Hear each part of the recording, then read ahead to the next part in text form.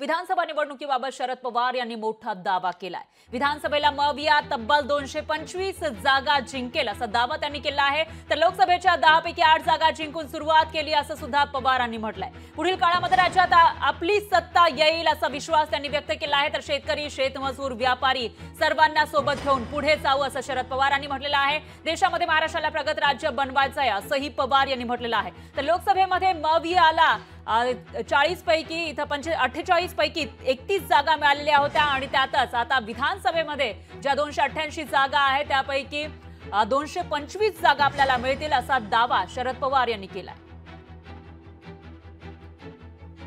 October महिन्यामध्ये महाराष्ट्राच्या विधानसभेची निवडणुकी त्यावेळेला 288 ज्या जागा आहेत त्या 288च्या जागेमध्ये मला चित्र असं दिसतंय 250पेक्षा जास्त जागा या विरोधकांच्या येतील आणि त्यामुळे महाराष्ट्राचं राजकारण बनण्याची अपेक्षा आहे। त्याची पूर्तता ही लोक करण्याच्यासाठी तयार आहोत। त्या लोकांना शक्ती देणं, त्यांना विश्वास देणं, त्यासाठी कष्ट करणं ही जबाबदारी तुमची माझी सगळ्यांची आहे। मी काही दिवसापूर्वी ऐकलं होतं की महाविकास आघाडीला 155च्या वर जागा मिळणार नाही असे शरद पवार म्हटले होते।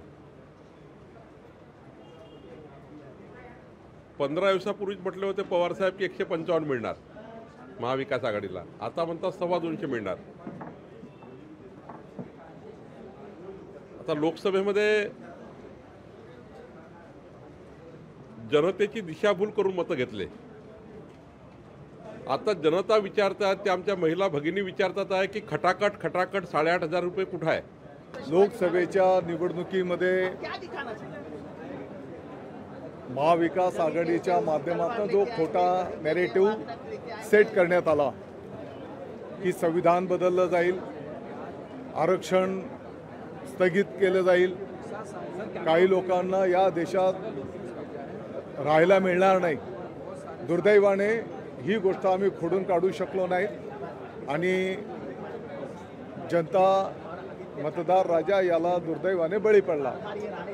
आता एकदा खोटा नॅरेटिव्ह सेट होतो, तो वारंवार होतोच, अशातला काही भाग नाही।